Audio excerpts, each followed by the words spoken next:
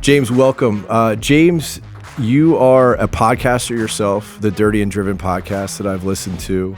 And you're also a PM and an estimator for a very large company called Evans and Associates, big road contractor based in Oklahoma. Welcome to the podcast. Man, it's good to be here. I'm always happy to hop on. Yeah, no, I appreciate it. You caught my attention. I don't remember if it was social media or just because I consume a ton of podcasts, and just the content, like really we're trying to focus on talking to people in the blue collar industry, the industry that we're in. And you caught my attention because you have an opinion and you're very interesting, and you're not shy. And so I thought it would be great to get you on and just talk about some of the topics that we're all seeming like kind of talking about, the labor shortage, entering the trades. And so love to have you on and talk through a bunch of them. Oh yeah, man. Yeah. I definitely have my opinions or the garbage that spews from my mouth in that 10 seconds. So I'm happy to shed whatever 2 cents I can on what you got.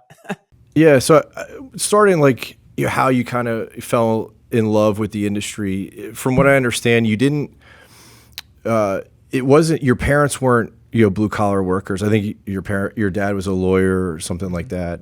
And so how did you, develop the fascination with the industry and kind of, develop that passion? I don't know. I think it just kind of happened gradually over time.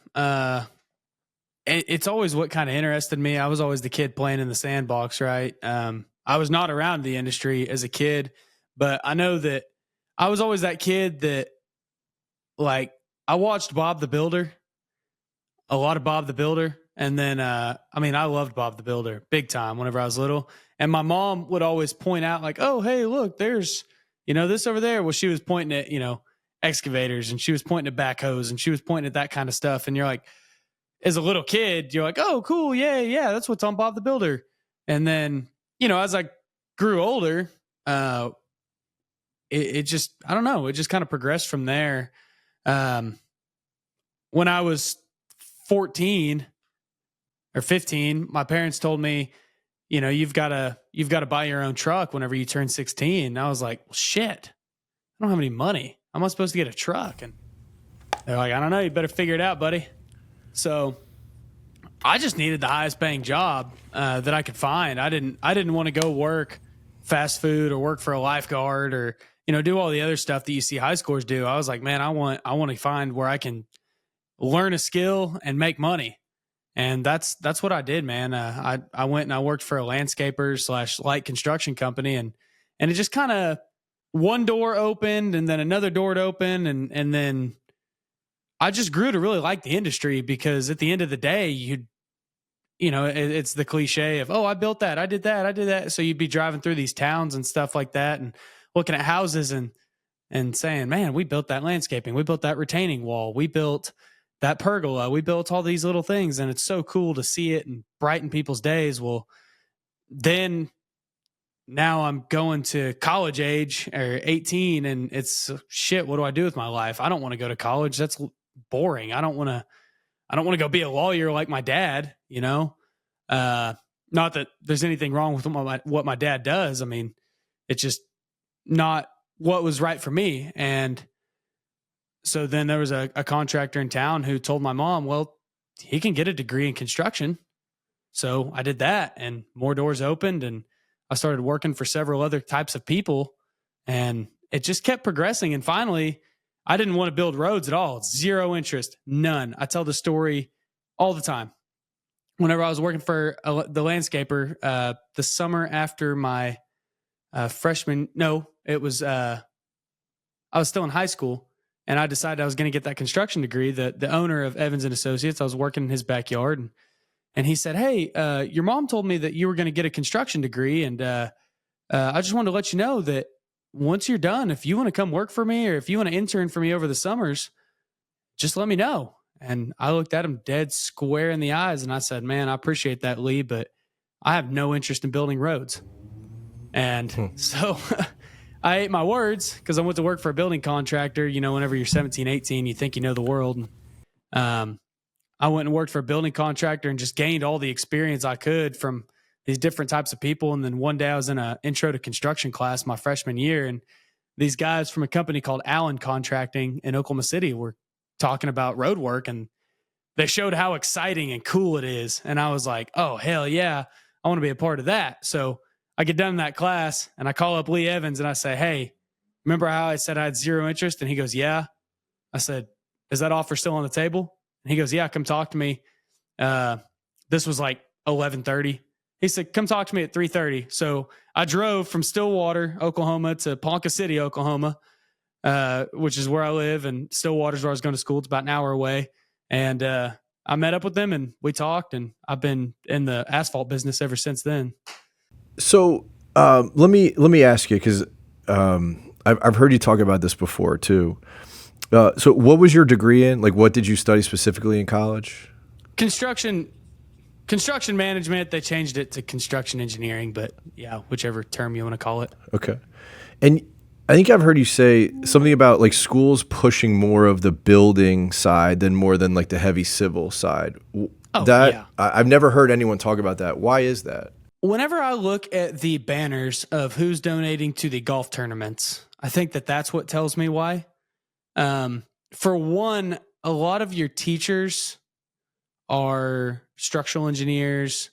They are people with other types of engineering degrees, maybe in that. Some of them have gone to work for building companies. But a lot of it is the building companies give a lot of money to the universities, and the heavy civil guys don't as much. And I haven't figured out why exactly that is. But the building guys are really good at marketing, and they are at the career fairs. You might have 6 or 7 building GCs to your one heavy civil GC. And I really don't know why that is. I guess it's just, to me, in the heavy civil industry, a lot of guys have worked their way up.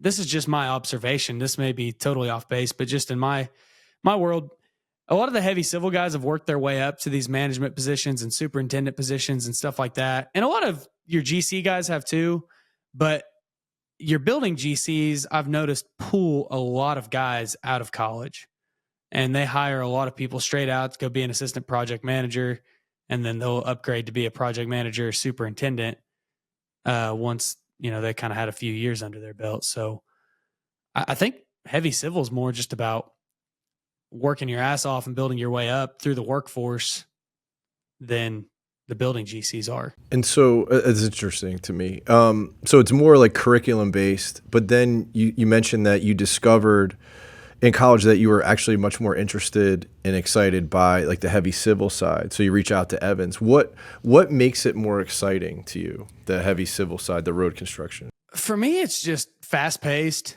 It's big shit. It's just raw, man. I mean, I'm a guy that I don't cook fancy recipes whenever I eat. I eat red meat and vegetables like every meal. I'm not a fancy person. I'm just a pure, raw, of the earth type person. And that's heavy civil construction. It's dirt, rock, concrete, steel in some instances. But for what I do, it's dirt, rock, concrete, asphalt. And that's it. It's simple, yet it's very complicated. It's a puzzle piece.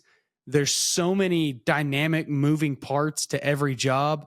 And at the end of the day, it's just fast paced. Like, nothing is more satisfying than being on an asphalt crew and driving 2 miles that day after you laid it on the ground. And you're like, whoa, that was fast. Like, building construction for me, I was on a really fast paced building construction job whenever I was 19. We were redoing 2 college dorms at Northern Oklahoma College. And it was one of those jobs that the day school got out, we were moving in, and they had to have the keys a week before school started. Total remodel of 2 dorm buildings, 3 stories. Mm-hmm. And it was a fast paced job for building, but it still, to me, just felt like watching paint dry. It just, I don't know. I mean, it was cool watching a building transform that fast, but at the same time, I left for 3 or 4 days to go on vacation. And I came back and I was like, man, this place still looks the same. Whereas like in the heavy civil industry, you leave for vacation for a week and you come back and it's a totally new job. And you're like, whoa. And I just still love that. Yeah, so there's like it's like cookie cutter with building as opposed to like heavy civil is much more complex and different. Nah, I wouldn't say it's cookie cutter because each job still has its own dynamics and stuff like that. It's just, I don't know. It's just different. I just didn't see the progress as fast as I wanted to see it. And in heavy civil, you see that progress a lot. And heavy civil is still a lot of good old boys. You know, and I like that aspect too of just the people you deal with. And there's also just a lot more money in heavy civil as far as, one, you get a lot of responsibility really fast in the heavy civil industry if you're worth your salt. It's very cut and dry. Everybody's very direct. And again, I'm not saying this isn't like this in the building industry. I'm just saying from my own experience. Sure. It's just, I don't know. Also, I love watching big stuff, you know, big excavators, you know, a big paver and a bunch of trucks lined up. I just love seeing that. Like, it's just so cool how much big, expensive, crazy toys there are on a heavy civil site. You mentioned people a little bit. Is there, I'd imagine there's a ton of camaraderie on a lot of these projects. Like you're working like on a road crew. Is that something like you're a team, right? You're all working together. That's something that I don't hear talked about very often. Yeah. And that was part of it too, I think. Cause like whenever I worked for a building GC, you're less on the team because as far as it goes, you're working for the company that's building the job. Your name's on all the banners and this and that and the other. I basically was an assistant superintendent. So the only two people working for the company I was working for was me and the superintendent. And there was probably 30 guys on site all the time. But, you know, you'd have your carpenters over here, your framing guys, I guess the same guy, your electricians, your plumbers, your drywall guys. You know, they're all different companies and they've all got their own little cliques. So you're walking around this job site that has a lot of people, but the camaraderie is different. I mean, it's still there, but it's different. Whereas on an asphalt crew, there might be 20, 30 guys out there and you're all on the same team. You all work together every single day, every single project. It's really hot and you're just giving each other hell all day long. I mean, it's kind of like that locker room feel you get in high school. You know what I mean? Like that's what being in the heavy civil business for me, that was kind of the draw of it to me. Yeah, interesting.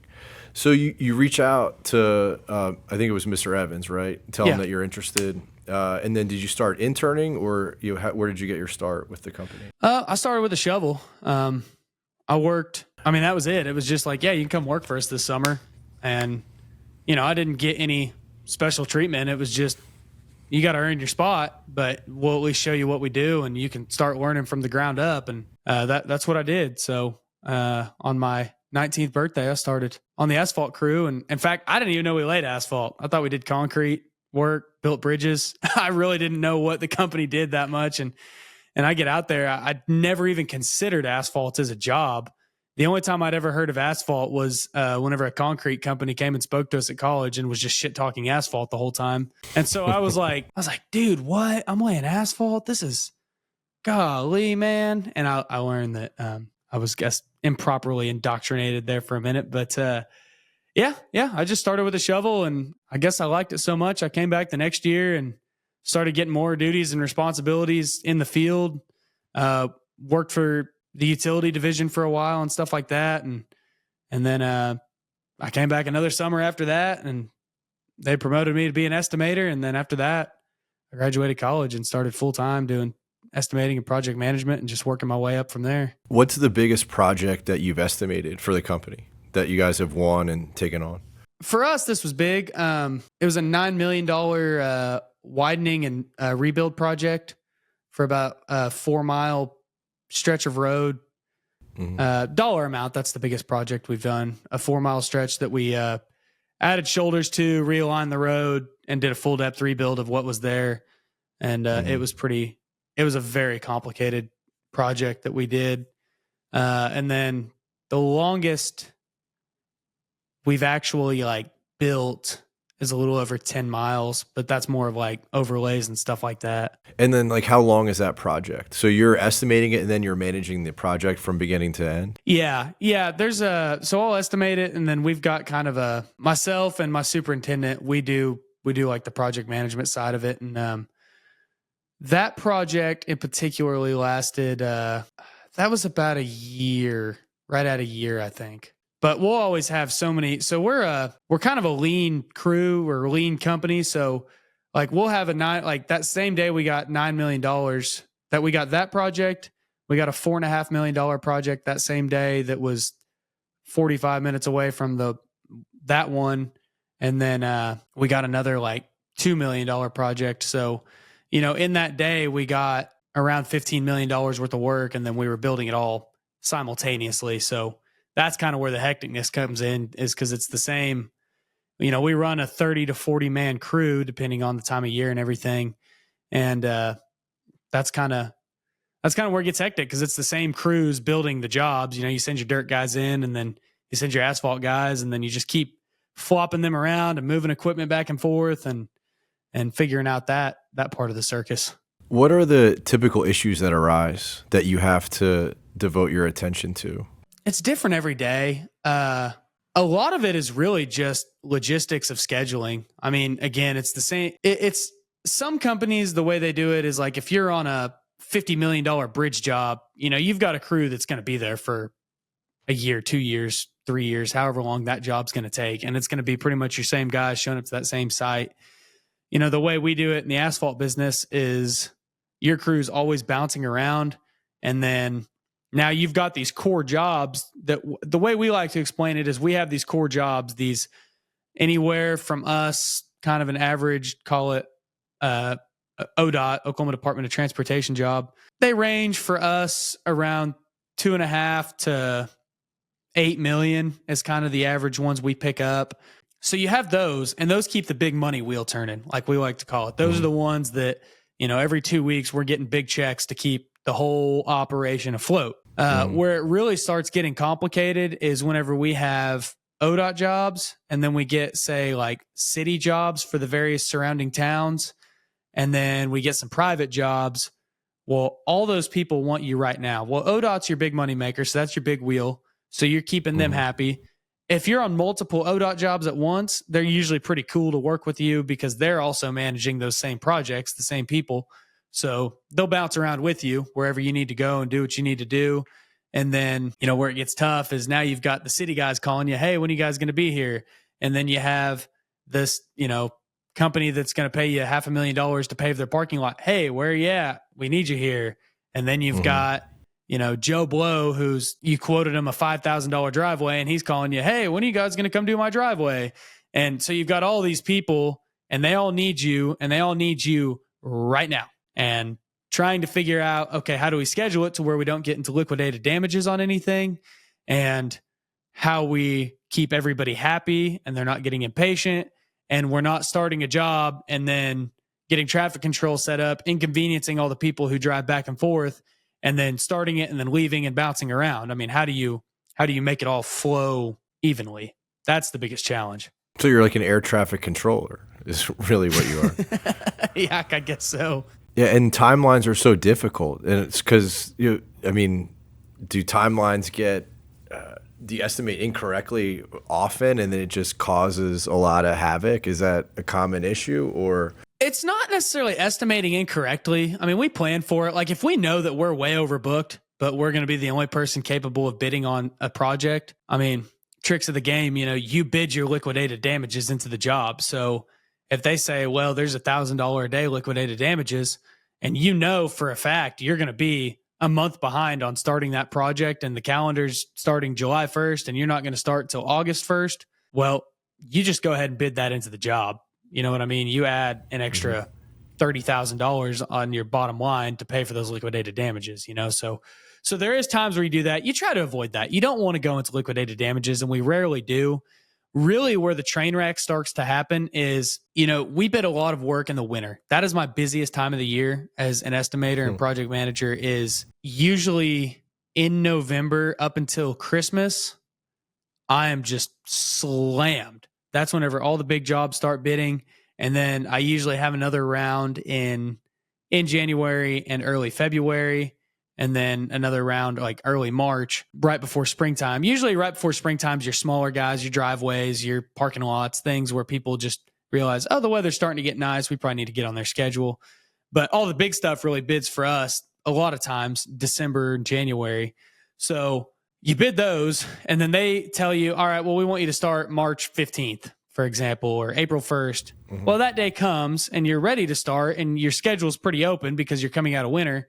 Well, now you get March showers and it starts raining, and it rains all through March and April. And, you work 2 days and then it rains for a day and a half, and it's too wet to do anything. So, you get 3 working days a week, and that just slows you down. And then you just keep pushing off. And then, some big jobs, they'll work with you and say, all right, there's a chance of rain every day for the next 2 weeks. Can we push that one off? Yeah. And then, you try to avoid that. Well, eventually you've got to start those jobs. And then now they're coinciding with other jobs you bid that are scheduled to start in that same timeline. So sometimes it's not necessarily bidding it incorrectly. It's just weather has other plans, and it's creates a nightmare. Let me ask you about the podcast, because I'm fascinated by it. How long have you been doing it? The other day it popped up on my memories that we hit record for the first time 2 years ago. I think August of 22 was when we released our first episode. What was your motivation to do it? I really just want to help the industry become a more sustainable place for generations to come. I've seen a lot of issues in the industry and a lot of people who don't want to change. And I'm starting to see that kind of the changing of the guard between the prior generation, the people who are starting to retire, and the people who are coming into the industry. But, I started hearing all these scary stats like, in the next 10 years, 40% of the workforce is set to retire and there's not enough people filling the gaps. You start hearing things like that, and it scares you. And I know that our world cannot function without blue collar people in it. So my goal and my motivation behind it was, shoot, man, I want to hopefully help some companies maybe figure out how they can gain, train, and retain solid, hardworking young people. Because there's a lot of people who've just given up on young people as a whole. Oh man, none of them want to work. They're all lazy, da-da-da-da-da. Well, it's not that they don't want to work, and it's not that they're lazy. It's just they learn differently and they adapt differently, and they have different ways of doing things that, for all you know, could be even more efficient. Now, some of them, they've just never had a job before, and you got to work with them. You got to hold their hand. You got to teach them. You got to coach them. But really and truly, I just see so much opportunity in here for the blue collar people coming up in the future. I see, for the first time probably in history, I see a chance for blue collar people to make more money than other types of people for having a skilled trade. I just want to see that message get pushed across, that you can live a badass, flourishing, economically successful life in the blue collar trades if you're willing to work hard.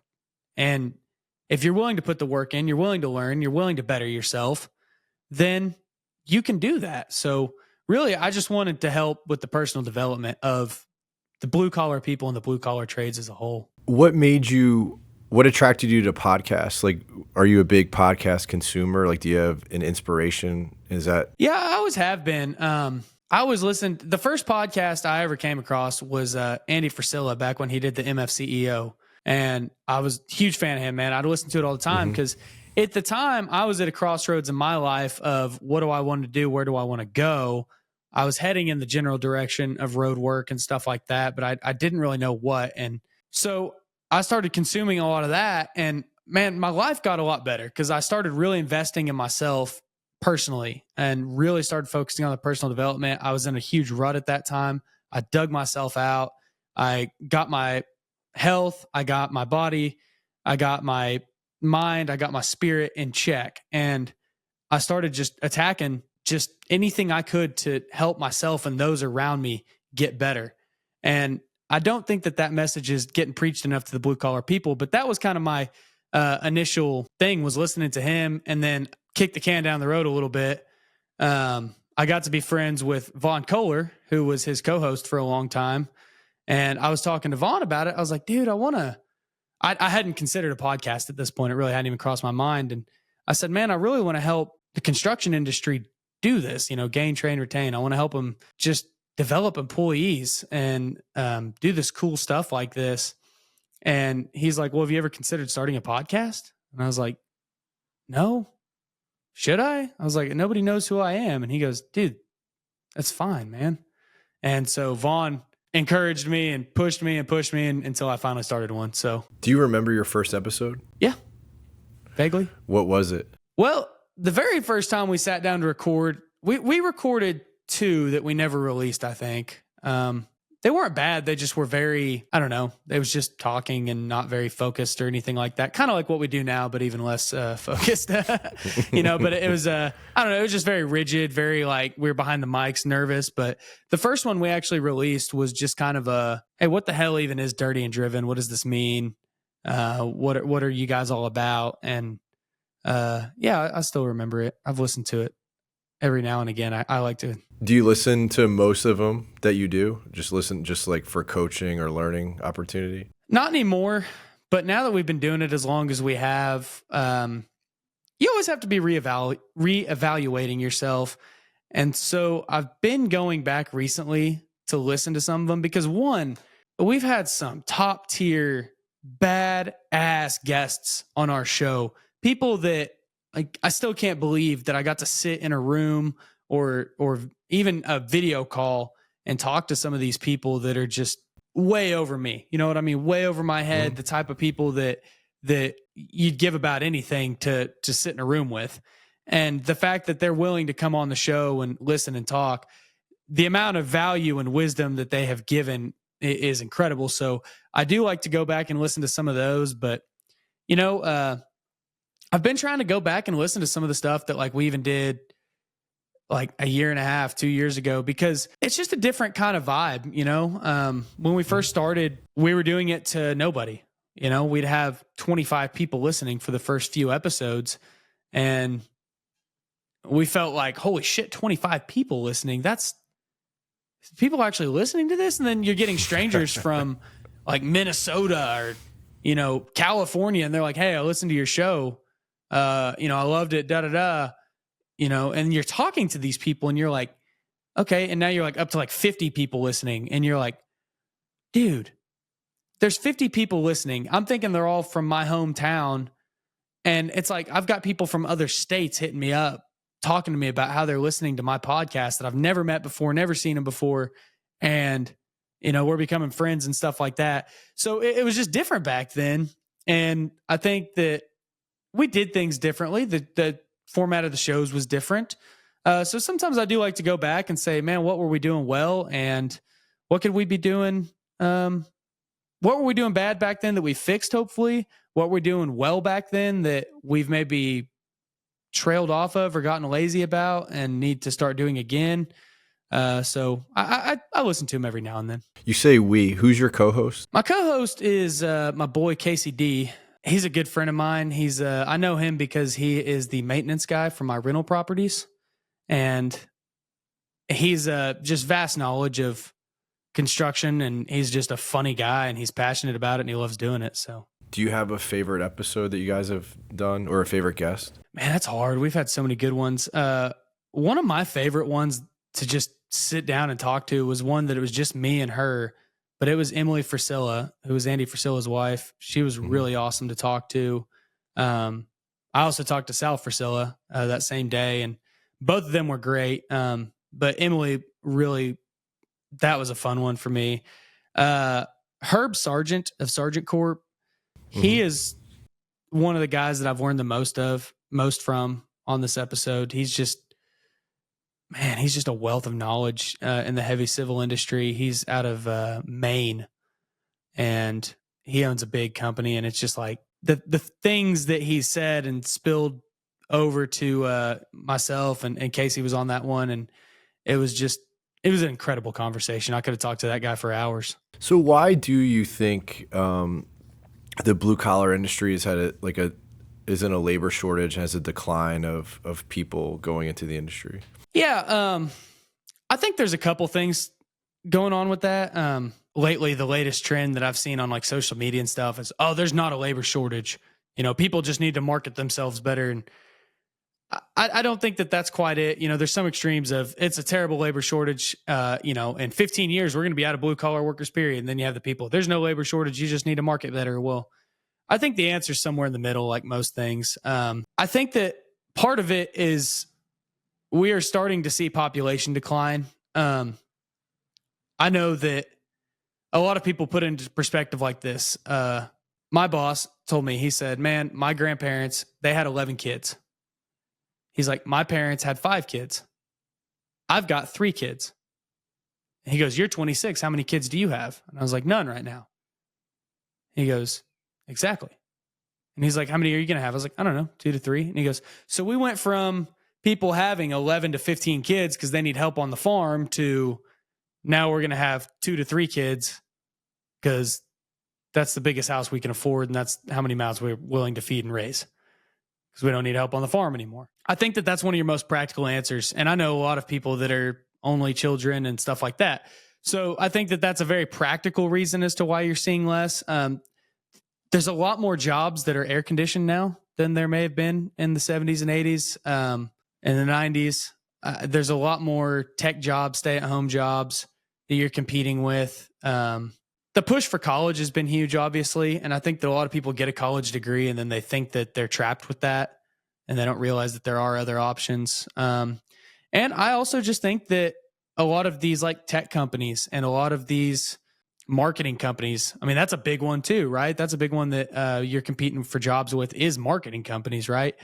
But they offer so much better benefits and time off and work-life balance and flexibility. And that's stuff that's important to my generation is being able to take off when you want to, or, at least somewhat often and have more time with your family and stuff.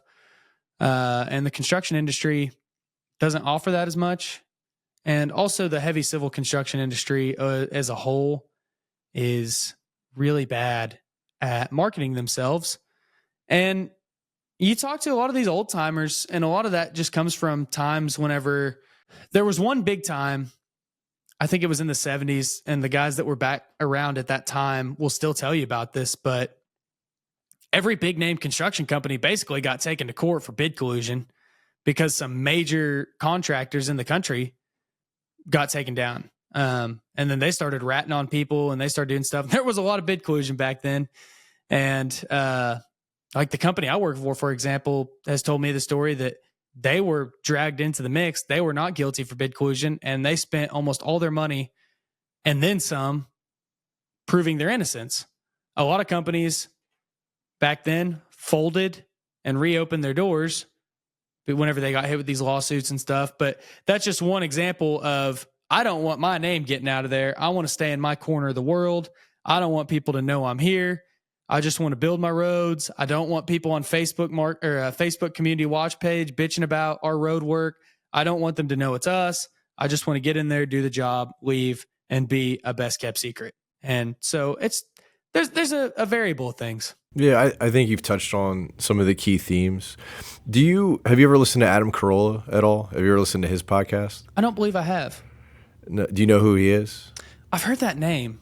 He's a pretty well-known comedian, but okay. He worked construction for many years before he kind of got into Hollywood and did his comedy thing. Mm-hmm. But he talks a lot about how formative his construction experience was, and like he had Mike Rowe on recently. I would probably in the last month, and Mike Rowe has done tremendous things for the blue collar, for promoting it and marketing it. And I think that's one of the biggest things that you touched on is just talking about it. And Carolla talks about it a lot, just like the sense of purpose in completing things. And ironically, he felt best when he was working construction, where we talk about mental health a lot now, but it was like this, you're doing different things every day. You're working with your hands, you're completing things. Like there is an accomplishment where, we have a lot of white collar workers where, what are we really even doing? Like, what did I do this week? I spent 40 hours and what do I have to show for it? And so I think that's a big part, is just telling the story and discussing it. And it is marketing, right? Yeah. Yeah, it is so fulfilling too. I mean, just what you're saying, like I do both, right? I mean, I'm behind a desk most of the time. I'm not out in the field. If we're close to home, I get out to the field more. If we're kind of far away, it's harder for me to get out. But yeah, being able to tell that story of, hey man, this is the fulfilling part. We're redoing a neighborhood street right now. The guys are working on it. They're probably wrapping up as we speak. And the amount of like elderly people in that neighborhood who said, "Oh, thank God you're redoing the road. I can go walk again outside," is awesome. And at the end of the day, you're like, man, we built this road. And now you see these people out there smiling and happy because they're not afraid of tripping on a pothole anymore. And there's very few jobs that you get that kind of satisfaction from that, to know that your own two hands benefited someone in that way. Yeah, definitely. And also, I think, there's been, how many high schools have shop classes anymore? That I didn't. So like I sit behind a desk most days, right? But I've had a fascination with it. Like I wish that I was handy. I'm not. Yeah. But I look back in my childhood, and I never really had an opportunity to learn the trades. And it's something that I wish that I did. And you look across schools, so it's kind of all eroded, and we don't teach these skills anymore. Everything. I actually asked ChatGPT, why shop classes aren't taught anymore, and it spit out an answer about like schools basically building curriculum that are standardized, that build towards standardized testing towards colleges, and a lack of funding at schools. And so that's why I think people like Mike Rowe are so important, because I think that plays a huge part in it, is access. Mm-hmm.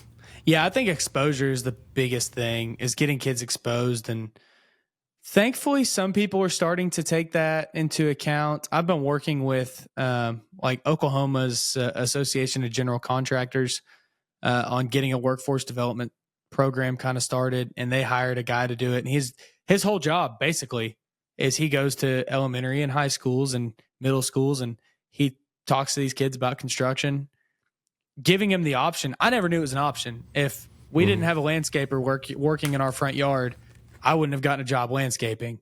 If a dirt contractor didn't just so happen to tell my mom about construction management degree in passing one day when she was needing a quote for something, I would have never known about that in college. If I didn't just so happen to be working in the backyard of the guy that I work for now, I wouldn't be in the asphalt business. If I would have skipped class, which was a common occurrence my freshman year, and not listen to those guys talk about how cool Heavy Highway is, I would have never been exposed to that, and I would have never done it. So I got very lucky to be exposed when I did. But what I'm saying is it would have been just as easy to not be exposed to it. It's not like it was a constant onpouring flooding. Like I was reminded about it all the time. It was like I can think of 3 or 4 select days in my life where that path kind of presented itself through exposure from somebody else. And that's something that we have to do. Yeah, I think that's a really good word for it. I think exposure, you're hitting on a very good label. Because everything for our kids, I don't think kids are lazy. I was lazy as a kid. I think we probably all were. But it's what you're exposed to. Like I'm reading, I have young children, so I'm reading a book called The Anxious Generation by Jonathan Dude, I'm reading Haidt. that right now. Yeah, holy unbelievable. Shit, dude, that's funny. Yeah, because I'm sitting there and I'm like, I have 3 kids. They're glued to a phone. They're glued to an iPad. They're not exposed to these. And sure as hell, I can't teach them anything, which is the problem. But yeah, it's what you're exposed to. And there's just less of it today than, probably 20, 30 years ago. Yeah. Oh, for sure, man. Especially whenever, I mean, it's cool that you're seeing it on social media as cool videos and stuff, but nothing beats getting out there and showing them this is what you can do with your hands, because everything is so instant gratification, rewarding. I want to see my work and my progress. You can see that in video games. I'm level 37. I have slayed this many people. I have this many points. Like I've won this many games. I have this many kills. My kill death ratio is great. I don't know if I used any of the right terms there, but I'm not a gamer. but neither am I, so I can't tell you. Yeah. So you can gamify those things, right? Construction's kind of the same way. You can get out there and you can say, all right, yeah, I laid this many tons of asphalt today.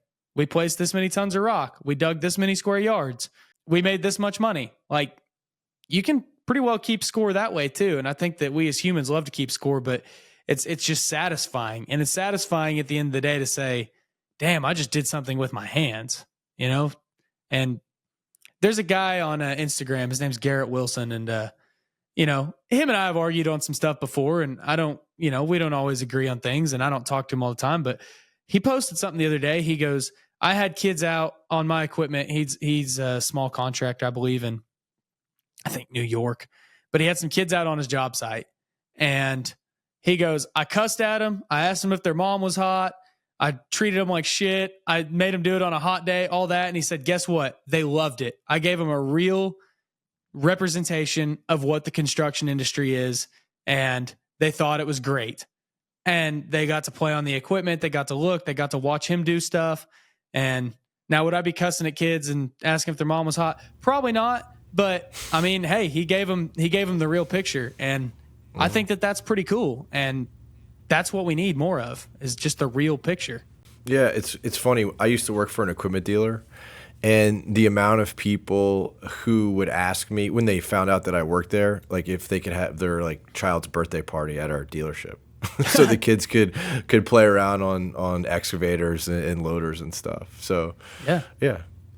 It's interesting. This Garrett Wilson, what do you argue? You say you disagree with him sometimes. What do you guys typically argue about? I wouldn't say we argue a lot. Him and I argued one time on a mental health deal. You know, he was big on like pull yourself up by your bootstraps and, you know, just deal with it kind of thing. And it was kind of one of those arguments. We were arguing, but I think that it was, we were kind of saying the same thing, but we just weren't reading each other right, kind of thing. I don't know. I mean, I'm a firm advocate for mental health, and he is too. It's just, I think that we have different viewpoints on it. And I'll talk a lot about mental health, and it's very important to discuss in the trades and in the industry, and real ways to do it. And it's just kind of, I don't even remember exactly what it was about. I try not to argue with people on social media because it's a waste of time. Yes, it's a no-win situation. Yeah. It's just like everybody's got their opinions. I'll argue for one or two messages, and if I see that the person is not willing to read what I'm saying or pick up the phone and talk about it, then I just quit. I just quit responding. I had that deal yesterday. There's a job that a heavy civil contractor's doing just south of town here, and people were on there complaining about it. And I just dropped in the comments on the guy that was complaining about it. It was a guy I know on Facebook, and I said, hey, you know, you're complaining about step 2, and you know they're not done yet. Like, you're complaining about step 2 before they get to step 10. Like, the end result will be fine. Quit getting on Facebook and making a big mess. And, you know, I just educated. I said, well, actually, you know, here's the plan for the whole job. It's going to get better. And he just wanted to argue about it and how it was a waste of taxpayer money and stupid and all that. And I was like, well, okay, I'm not going to sway your opinion here. It's going to be a fine product when it's done. So just chill. What would you say like the next steps are for your career? You know, like what are you actively trying to improve upon, and what does that get you? Man, that's something I ask myself every day. I love being a project manager. The thing I hate about it is I am not as close to the blue collar people as I'd like to be, which I think is just kind of par for the course.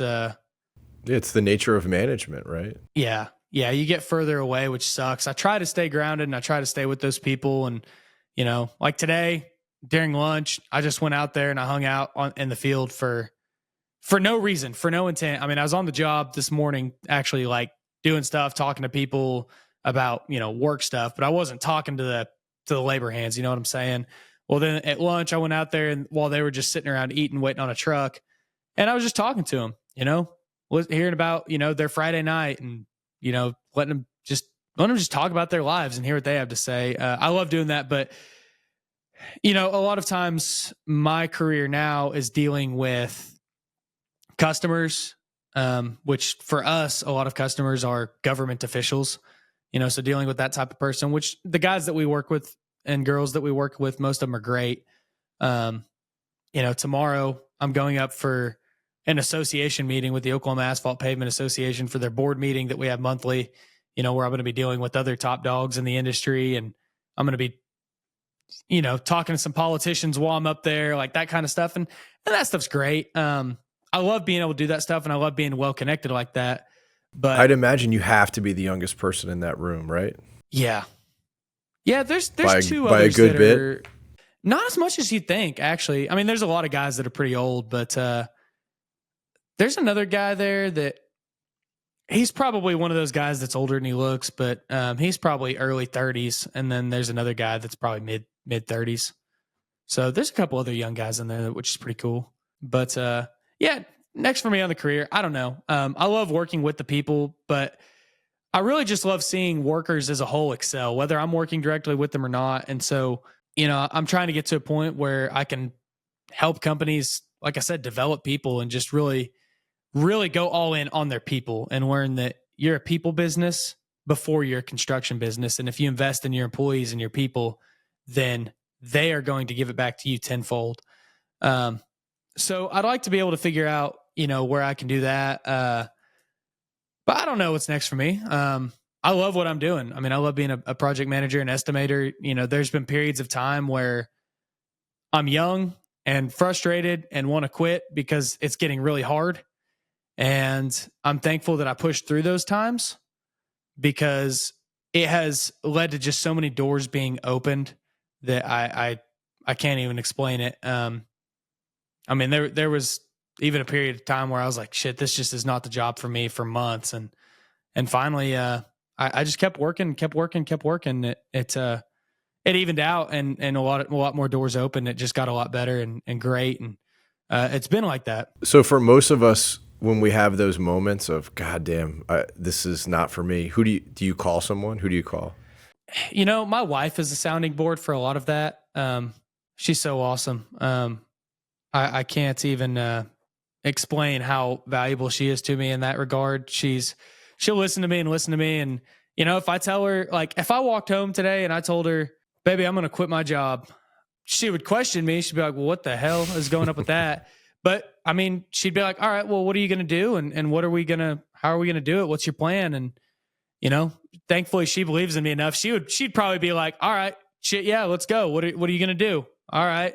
Let's make a plan. Let's do it. And, that's where it's awesome. I mean, she's just still going to ask the questions and be scared and all that. But, I talk to her a lot. The time whenever I really was struggling hard, I was depressed, man. I mean, I was in a bad rut. This is about 2 years ago. And I remember talking to my dad, and he's like, man, something's off. And we had some other family stuff going on. He goes, that's not what's bothering you, is it? And I was like, no. I said, honestly, I'm not fit for this job. I hate it. I'm not performing the way I need to. I'm not good at it. I don't have the knowledge. I said, I just don't, I'm not loving it right now. And it sucks. And it's just not a fit for me. And I said, I want to go out on my own and I want to do something. He goes, at the time I was 23 or 24. And he goes, James, that's just part of it. He said, you have to eat shit for the next few years before you can go out and do anything. And he's like, you need to just keep doing this and stay on this path because you're going to be an idiot if you quit right now. And thankfully I heeded that advice. But yeah, I got good family. What about the podcast? Like any goals? Like, you've grown the audience. You guys do it regularly. It's growing in popularity. Any goals behind that? Yeah. I started the podcast to just get my name out there in the industry. And, I don't know. I'd love to turn it into a consulting business, help people, again, develop their employees, gain, train, retain, and just get a few good, solid ones, and just keep helping people in the trades. I can't tell you how many guys have hit us up and been like, hey, man, I've decided to take my health into my own hands because listening to your podcast, or, I've decided to do this in my relationship or that, not even that we talk about like advice on that stuff, but it's just, we talk about our lives and, health and fitness is very important to me. And like both Casey and I, our wives are very important to us. And we talk about that kind of stuff. And it's cool to see blue collar guys that have never had really a good influence in their life hit us up and say, hey, how can I make these changes in my life and do this, that, or the other? And so the goal is just to keep doing that and seeing change on the individual level in our trades. Well, it's impressive to me for such a young age that you've, had this, taken the initiative, put yourself out there, started a podcast from nothing. You've been doing it for a couple of years, building up the audience. You seem to have a lot of things figured out a hell of a lot earlier than I did. So it's impressive to watch. And I appreciate you giving me, about an hour of your time just to talk about stuff in the industry. Oh yeah, man. I love it. Anytime I can talk about the industry and have a platform to speak about it, man, I love it. Thanks, man. And I'll keep listening to the Dirty and Driven podcast, and I wish you the best of luck with your everyday job. Oh, hell yeah, man. I appreciate that. I wish you the best of luck with what you're doing, too. Thanks, man. Appreciate it.